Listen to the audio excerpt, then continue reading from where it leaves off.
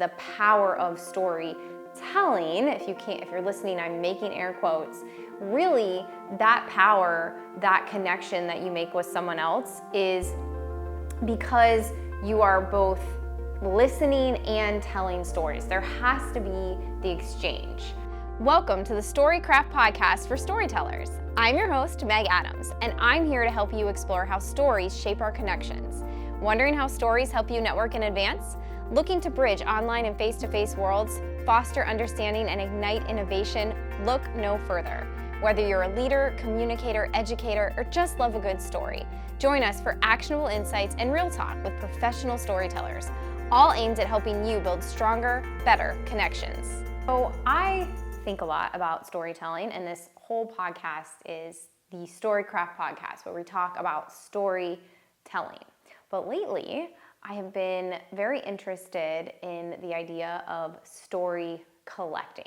So this is something that I think does not get nearly as enough attention, because when we think about stories as connection, a lot of, at least what I'm seeing in my circles and the people who I follow, there's a lot of, like I said, talk and teaching on how to story tell, but we don't really think of it so much as a story exchange. So when you hear, or when we discuss on this podcast or other places, the power of storytelling, if you're listening, I'm making air quotes, really that power, that connection that you make with someone else is because you are both listening and telling stories. There has to be the exchange. The story exchange is where the magic happens. But if we're so focused on ourselves and the telling of the story, we often miss out on that magic because we're not focused on the other half of the equation,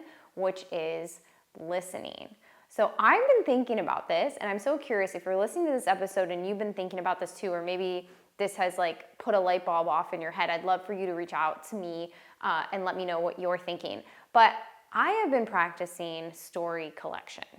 And so I think of story collection as actually me not talking so much in conversations with other people, not telling my story so much, but listening and figuring out in those conversations where it makes sense for me to share my story or bits and pieces of my story.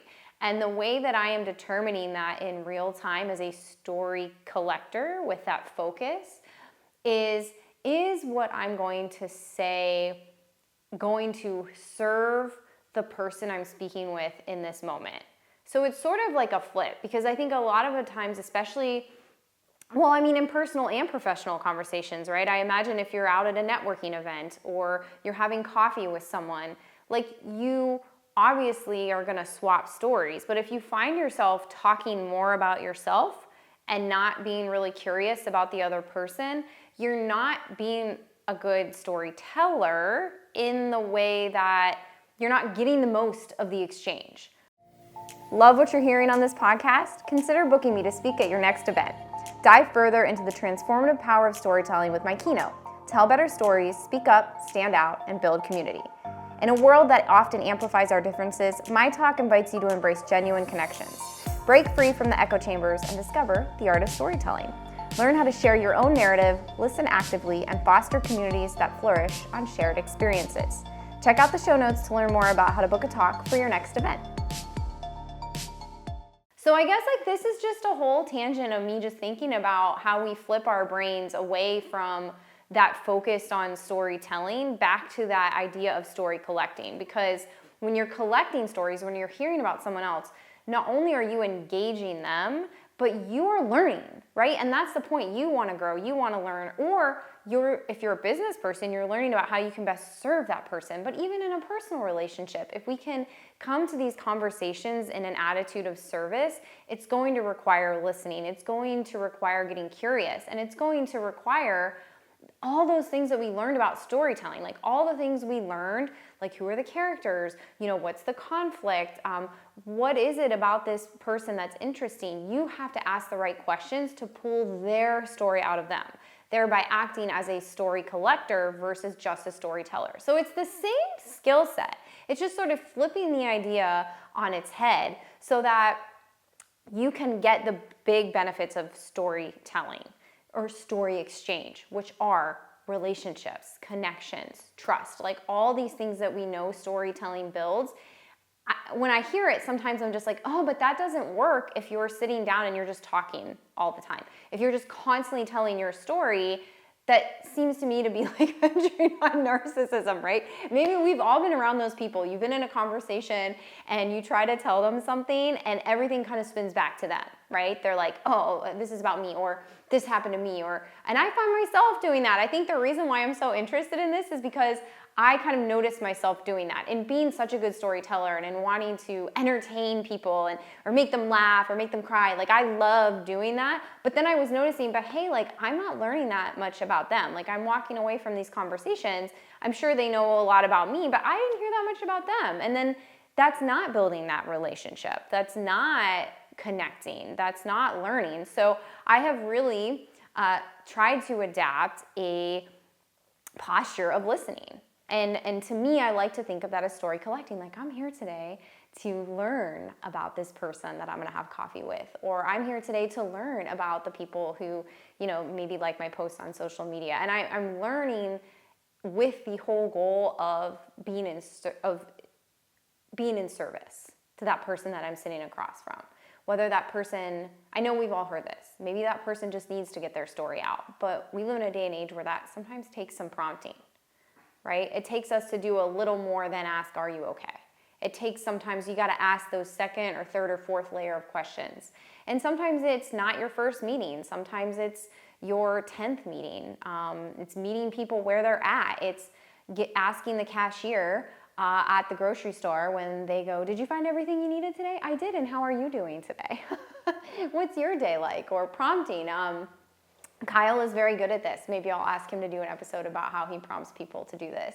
But I would say that if you find yourself, and I think those of us who do speak for a living, those of us who, do branding, those of us who are really good at talking to a camera on social media, we miss this part. I think we miss the piece that is, okay, let's see how many stories I can collect. Let's see how I can build relationships, because that is the foundation of community. We talk a lot on this podcast about building community. And if you are always the one talking, you are not building community. And the magic, the power, all the benefits of storytelling, it is, I'm writing about this, I'm thinking about this, and I'm digging deeper into this. But to me, the beauty and the power of storytelling is actually, if I'm gonna tilt the pendulum one way, it's about getting other people to be vulnerable. It's about having them build trust in you enough that they can share their story. It's about being a story collector more than just a storyteller,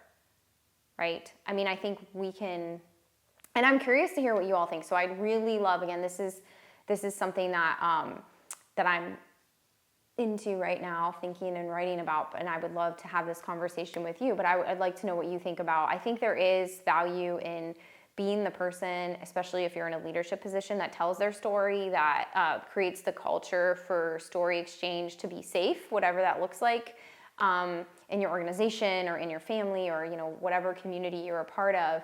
But also,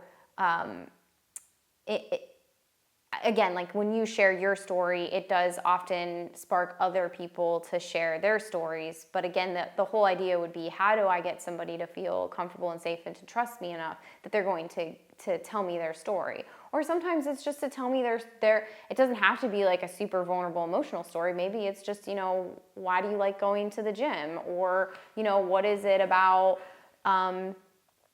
what you do that makes you so interested in it? And then as you build over time, as you build relationships, which again are the goal, is the goal of storytelling, as you build that relationship, as you build that trust, as you get to know that person, as you earn trust, their layer gets pulled back a little more and a little more, and then you can collect, maybe they do get a little bit more vulnerable with you. But yeah, I think that over time, the more stories you collect, the more you learn, the more you're going to widen your perspective and build your community and build relationships, which is really what life is all about. So storytelling does play a huge role in the quality of your relationships, the quality of the communities that you're a part of. But again, my prompt today is going to be like, how much are you focusing on the listening? How notice it. Like, just start to notice it. Do people feel comfortable around you? Are they listening, or are you just always doing the talking? So that's what I want to leave you with today. I hope you enjoyed this episode. And again, this is just I've come across the term story collection, and I'm loving thinking about it. I'm loving experimenting it. So if I know you in real life, hopefully you notice this, like, oh, Megan's asking me a lot of questions lately. And I hope this prompts you to do that in your own conversations as well. Try it out, experiment with it. Let me know what you think. How you can flip everything you know about storytelling onto other people and get them to share their stories. So I hope that was helpful today. We're so glad you've listened to this podcast episode. If you liked it, would you mind doing us a favor? Share this episode with someone who would be interested in the topic too. We're on a mission to help everyone become a better storyteller. And don't forget to subscribe to the show to get updated every time we release a new episode. Each and every episode is produced, hosted, and edited by us, Meg and Kyle Adams at Home Place Creative. Happy storytelling.